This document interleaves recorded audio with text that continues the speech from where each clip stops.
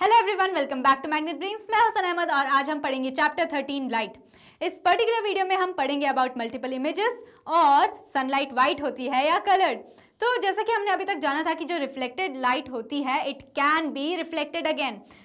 अब इसी को याद रखते हुए, मन में रखते हुए हम अभी देखते हैं कि you are aware that a plane mirror forms only a single image of an object. हम जानते हैं कि प्लेन मिरर सिर्फ एक सिंगल इमेज ही बनाता है किसी भी ऑब्जेक्ट की, राइट। बट क्या होगा अगर दो प्लेन मिरर्स एक कॉम्बिनेशन में यूज हो जाए?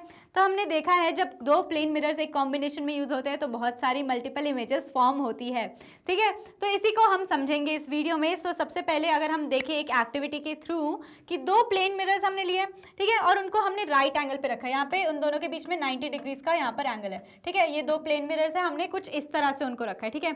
एक प्लेन मिरर आगे की तरफ फेस कर रहा है और एक दूसरे किसी भी लेफ्ट या राइट की तरफ फेस कर रहा है। तो ये जो कॉम्बिनेशन है ये होगा हमारा सबसे पहला कॉम्बिनेशन जहां पर 90 डिग्री के एंगल पे हमने दो प्लेन मिरर को रखा है। अब इस प्लेन मिरर के सामने फॉर एग्जांपल मैंने छोटा सा एक कॉइन रख दिया यहाँ पर, ठीक है। एक छोटा सा कॉइन है यहाँ पे। अब ये जो कॉइन है इसके कितने सारी इमेजेस बनेगी देखते हैं। तो यहाँ पे देखो, एक इमेज यहाँ बन गई 1, एक इमेज यहाँ पे बन गई 2 और एक इमेज यहाँ पर बन गई। तो हम बोल सकते हैं कि जो 90 डिग्री एंगल है इस एंगल पर हमें देखने को मिली 3 इमेजेस, ठीक है। 90 डिग्री पर हमें यहाँ पर कितनी इमेजेस देखने को मिली? यहाँ पर हमें देखने को मिली 3 इमेजेस, ओके। सो इसके बाद में हम अदर एंगल्स पे भी ट्राई कर सकते हैं। फॉर एग्जाम्पल मैंने दो प्लेन मिरर्स को एक अब ठीक है, ओके ओके ओके, अब इसको समझते थोड़ा आगे कि मैंने प्लेन मिरर्स को एक और एंगल पर रखा। हमने यहाँ पर अभी तक देखा कि कितनी इमेजेस फॉर्म हो रही है, ठीक है। तो यहाँ पर मैं लिख रही हूँ एंगल और यहाँ पर मैं लिख रही हूँ इमेजेस, ठीक है। तो सबसे पहले एंगल मैंने लिया था कितना, 90 डिग्रीज। यहाँ पे मैंने 90 डिग्री एंगल पर कितने इमेजेस देखी? 3 इमेजेस देखी। अब इसके बाद में मैं लेती हूँ एंगल 45 डिग्रीज। अब 45 डिग्री एंगल यानी कि जो प्लेन मिरर्स है वो बहुत ही ज़्यादा 90 डिग्री के भी हाफ में एक साथ में होंगे, ठीक है। यहाँ पर 45 डिग्री का एंगल है, ठीक है। और यहाँ पर कॉइन है, ठीक है। ये प्लेन मिरर 1 है, ये प्लेन मिरर 2 हो जाएगा। तो अब मैं यहाँ पर देखूंगी ना, इतनी सारी यहाँ पर इमेजेस फॉर्म होंगी। यहाँ पर 1 2 ऐसे कुछ फॉर्म होंगी, ठीक है। हर एक प्लेन में फॉर्म होंगी, हर एक प्लेन में 2 फॉर्म होंगी। 1 2, यहाँ पर 2 3 4, यहाँ पर 5 6 7। फाइनली मुझे देखने को मिलेगी, अगर एंगल 45 डिग्रीज है तो मुझे 7 इमेजेस देखने को मिलेंगी, ठीक है। 7 इमेजेस यहाँ पर मुझे देखने को मिलेंगी। अब अगर एंगल 45 डिग्रीज है दोनों मिरर्स के बीच में। अब अगर हम बात करें दूसरे एंगल की जो कि है एंगल 60 डिग्रीज। अब अगर जो एंगल दो मिरर्स के बीच में अगर मैंने 60 डिग्री का एंगल रखा है फॉर एग्जांपल यहाँ पर, ठीक है। तो 60 डिग्री एंगल मैंने रखा है और यहाँ पर कोई दूसरा ऑब्जेक्ट रखा है, ठीक है। फॉर एग्जांपल इस बार मैंने फॉर अ चेंज यहाँ पर मैंने रख दिया एक कैंडी, ठीक है। चॉकलेट कैंडी रखी है मैंने। तो यहाँ पर जो ये कैंडी है ये इसके मेरे को कितने सारे इमेज देखने को मिलेंगी? इसकी मेरे को 5 और इमेजेस देखने को मिलेंगी। यहाँ पर मुझे इसकी 5 और इमेजेस देखने को मिलेंगी, ओके। सो अब अगर मैं बोल रही हूँ कि 60 डिग्री एंगल है ना, तो मेरे को 5 और इमेजेस देखने को मिलेंगी। अब इसके बाद में अगर मैं बात करूँ 120 डिग्री एंगल की, ठीक है। 120 डिग्री एंगल पे अगर मैंने इसको रखा तो मेरे को और भी कम इमेजेस देखने को मिलेंगी, ठीक है। जैसे जैसे एंगल बढ़ता जा रहा है मेरे को उससे भी कम इमेजेस देखने को मिलेंगी। अब जो 120 डिग्री पे मैंने फॉर एग्जांपल यहाँ पर रखा 2 मिरर्स को, ठीक है। ये है 120 डिग्री एंगल। अब यहाँ पर फॉर एग्जांपल इस बार मैंने कैंडल रखी, यहाँ पर इस बार मैंने कैंडल रखी, तो इसके कितने सारे मेरे को इमेजेस देखने को मिलेंगी? इसके इस बार मेरे को सिर्फ 2 इमेज देखने को मिलेंगी, ठीक है। इस बार मेरे को सिर्फ 120 डिग्री एंगल पर सिर्फ यहाँ पर 2 इमेजेस देखने को मिलेंगी। और फाइनली जो 180 डिग्री है ये तो स्ट्रेट ही हो जाएगा, ये तो नॉर्मली एक और 2 प्लेन मिरर साइड साइड में है, तो यहाँ पर हमें एक ही इमेज देखने को मिलेंगी, ठीक है। 180 डिग्री है यानी कि वो प्लेन ही हो गया, उसका सरफेस जो हो गया वो स्ट्रेट लाइन हो गया, तो यहाँ पर वो एक ही इमेज देखने को मिलेगी। तो हम ये बता सकते हैं कि अगर हम 2 मिरर्स को अलग अलग एंगल पर ही रखें तो हमें कितने सारे डिफरेंट मतलब कितने सारे नंबर ऑफ इमेजेस एक ही चीज़ की देखने को मिल सकती है, इमेजिन। तो ये कितना ज़्यादा इंटरेस्टिंग फैक्ट अबाउट मिरर्स, इसीलिए ये चैप्टर मेरा फेवरेट चैप्टर है क्योंकि यहाँ पर बहुत सारी इंटरेस्टिंग चीजें हमें देखने को मिलती है। Alright, so finally set the 2 mirrors parallel to each other. अब अगर हम दोनों मिरर को पैरेलल रखेंगे एक दूसरे को, ठीक है। यहाँ पर एक मिरर 1 है, यहाँ पर एक मिरर 2 है। हमने बहुत बार ऐसे देखा है ना कि जब हम मॉल्स में जाते हैं ना ड्रेसेस लेने के लिए, तो ऐसे ही मिरर्स रहते हैं जो पैरेलल रहते हैं एक दूसरे से। तो यहाँ पर हम देख सकते हैं कि कितने सारे इमेजेस हमें फॉर्म करते हुए दिखती है। हमें मल्टीपल यानी कि इन्फिनिट यहाँ पर इमेजेस देखने को मिलती है ना, एक के अंदर एक, एक के अंदर एक, एक के अंदर एक, इट नेवर एंड्स, है ना। बहुत सारी ऐसी इमेजेस हमें देखने को मिलती है जब दो मिरर्स पैरेलली एक दूसरे के सामने होते हैं। तो यहाँ पर हम देख सकते हैं इन्फिनिट नंबर ऑफ इमेजेस यहाँ पर फॉर्म होती है। So can you now explain how you can see the back of your head at the hair dresser shop. हम इसीलिए अपने हेड का बैक भी देख पाते हैं जब हेयर ड्रेसर की शॉप पर पीछे से हमारे सामने एक मिरर लेकर के आया जाता है, ताकि हम देख पाएँ कि हमारा हेयर कट ठीक है या नहीं है। सो अब यहाँ पे क्या होता है, this idea of number of images formed by mirrors placed in an angle. ये जो आइडिया है ना कि हमारे बहुत सारी नंबर ऑफ इमेजेस फॉर्म होती है अगर हम दो मिरर को किसी एंगल पर रखें या फिर दो से ज़्यादा मिरर को भी किसी एंगल पर रखें, यही एक आइडिया यूज़ होता है एक कलाइडोस्कोप में। ठीक है, कलाइडोस्कोप क्या होता है हम अभी देखेंगे कि कलाइडोस्कोप कैसे बनता है। ये अभी के लिए याद रखना है कि ये एक काइंड ऑफ डिवाइस है जिसमें बहुत सारे ब्यूटीफुल पैटर्न्स बनते हैं। ठीक है, ये एक डिवाइस है जिसमें हम बहुत सारे ब्यूटीफुल पैटर्न्स देख सकते हैं। ज़्यादा कॉम्प्लिकेटेड नहीं है, बहुत ईजी है, हम खुद भी एट होम बना सकते हैं kaleidoscope. So you can make a kaleidoscope yourself. Okay, अब हम देख सकते हैं कि जो कलाइडोस्कोप है ना, इसमें बहुत सारे हमें ब्यूटीफुल पैटर्न्स देखने को मिलते हैं। कैसे देखने को मिलते हैं अभी समझते हैं। ठीक है, सबसे पहले हम जानते हैं कि कलाइडोस्कोप को बनाना कैसे। यहाँ पर कलाइडोस्कोप के लिए हमें क्या करना है, तीन रेक्टेंगल शेप के मिरर्स चाहिए। ठीक है, 3 रेक्टेंगल शेप के मिरर्स है। अब जो तीनों रेक्टेंगल शेप के मिरर्स है ना, इसको हम एक प्रिज्म की तरह रखेंगे। ठीक है, 3 मिरर्स है, तीनों को हम एक एंगल पे साथ में रखेंगे। ठीक है, कंबाइन करेंगे और जो इनके एजेस है ना उसको हम पेस्ट कर देंगे। ठीक है, तीनों जो है इधर पर से एजेस को हम पेस्ट कर देंगे तीनों साइड से। ठीक है, पेस्ट कर दिया। अब यहाँ पर हमने देखा कि अंदर से उसका रिफ्लेक्टिंग सरफेस है, बाहर से जो है ना वो प्लेन साइड है, जो कोटेड साइड रहता है ना मिरर का बैक साइड है, ये बाहर की तरफ है।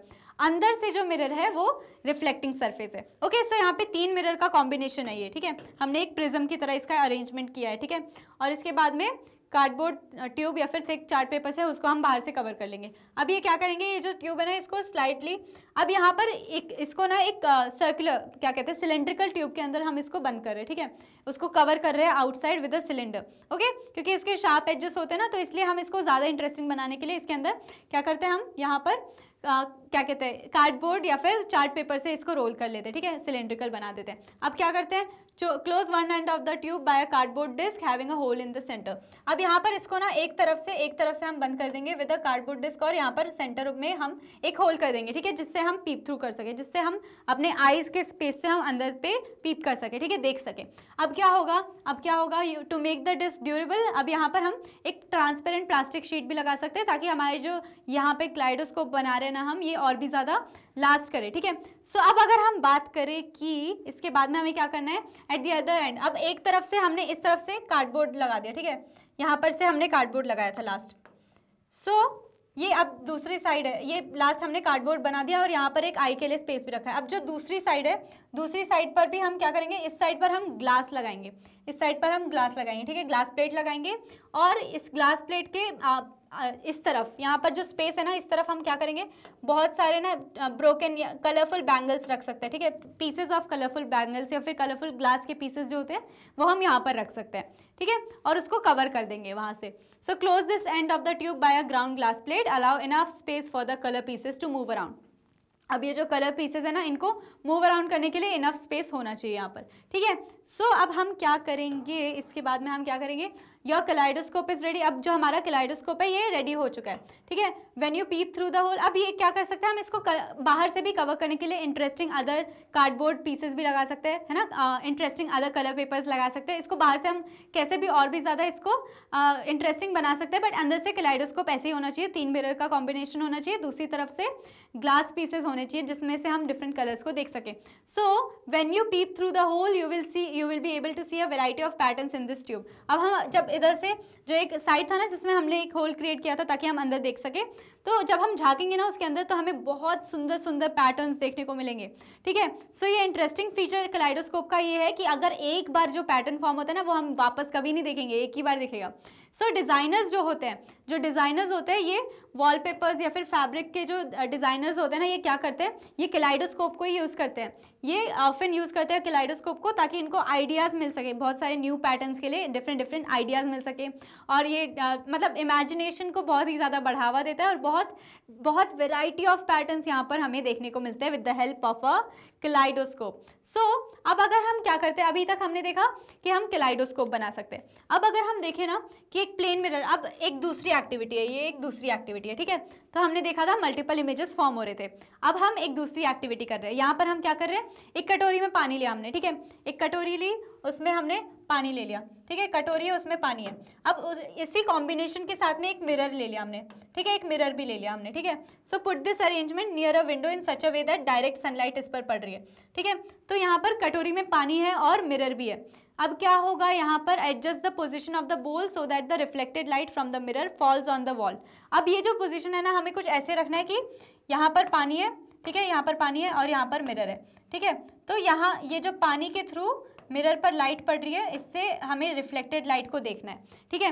तो यहाँ पर से जो इंसिडेंट लाइट कर रही है वो पानी के थ्रू मिरर पे करनी चाहिए, तो हमें जो रिफ्लेक्टेड लाइट मिलेगी उसमें हमें बहुत ही इंटरेस्टिंग फैक्ट देखने को मिलेगा, ठीक है। So adjust the position of the bowl so that the reflected light from the mirror falls on the wall. अब ये जो रिफ्लेक्टेड लाइट है वो वॉल पर फॉल करनी चाहिए। So if the wall is not white, हमें वाइट पेपर लगाना है, ठीक है। तो जो बैकग्राउंड है हमें वाइट होना चाहिए।